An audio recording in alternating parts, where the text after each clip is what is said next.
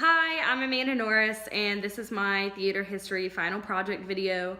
I chose to research ancient Greek mask, and I also made one.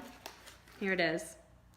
I chose to study these because they're really interesting. In chapter 2 of our book, Brockett said that all performers during the 5th century, with the possible exception of a flute player, wore a mask, and I was like, all of them? That's a crazy number. So that's why I chose to research this, because it's so interesting. Because we don't do that today. As actors, we would like change our hair, change our costume, change our voice to reappear as another character. We wouldn't put on a whole nother face. And so first, let me take a minute to show you how I made this. I got the instructions from ehow.com, and it was really easy. First, I blew up a balloon. Then I took a marker and I drew your typical comedic face on it.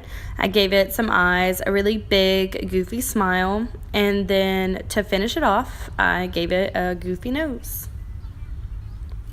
Then I took some newspaper and crumpled it up into the shape of a nose and eyebrows and taped it onto the balloon so that the nose and the eyebrows would stick up off of the mask. Then I got some newspaper, and I cut the newspaper into a lot of different widths of long strips, and also triangles to fit the nose. And then I got a bowl and filled it up with half water and half flour and mixed it all together to make a paste. Then I took the pieces of newspaper and covered it in the paste, and then just put it on the balloon how I wanted the mask to be, until it looked the way I wanted it to. Then I dried it, and then I got some scissors and pop! And then I just let it sit on top of a bowling ball all night to keep its shape. And when I took it off in the morning, it was pretty sturdy. I also got a lot of helpful tips on how to make this from a YouTube video called How to Make a Greek Mask, from YouTube user Austin Theater 5448. So shout out to him and check that out if you want to make one. And my favorite thing about it is the big goofy smile, which is also really important because it serves a purpose. I found this blog all about Greek theater. It's greektheater.wordpress.com, and they have a whole section on mask, and they talk about how one of the functions is the big facial features, because they were used in open air theaters like Dionysus and Athens in our book is mentioned a lot. The big facial features, the eyes, the big nose, it allows the audience to feel close, it brings the character's face closer to the audience, and it allows them to see more of what their character is feeling. And they could portray all kinds of feelings.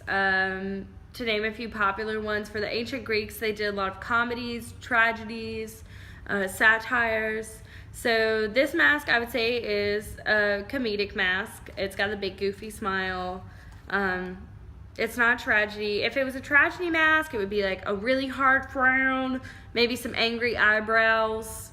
And if it was a satire is basically like a raunchy comedy.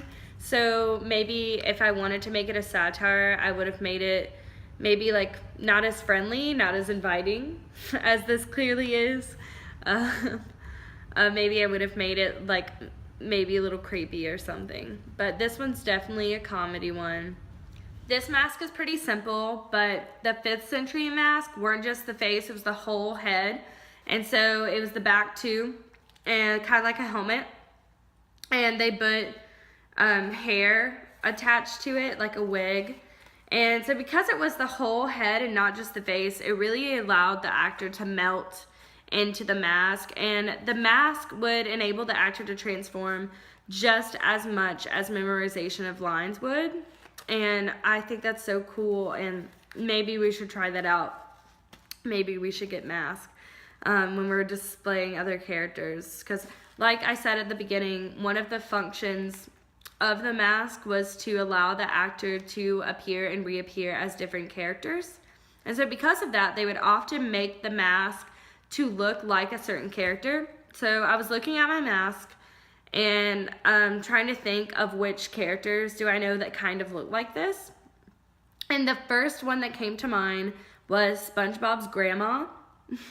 And so to end my project video, I will be putting the mask to use, and I'll be appearing and reappearing as SpongeBob and SpongeBob's grandma. I got this script, Grandma's Kisses, from spongepedia.org. There it is, Grandma's house. I wonder what wonders await me today. Fresh baked cookies, story time, a sweater with love in every stitch. Oh, what am I waiting for? Grandma! Grandma!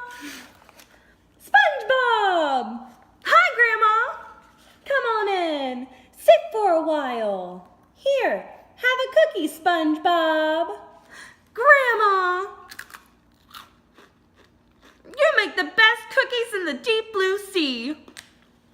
Now, who wants to lick the spoon? Me! Oh, it's 3 o'clock. I'm gonna be late for work. Well, hop in my car, SpongeBob. I'll drop you off. Thanks, Grandma. Thanks for the ride. SpongeBob, you forgot your kissy. I sure did, Grandma. Bye. Hey, Squidward. Man, everyone sure is in a good mood today. Did I do something funny?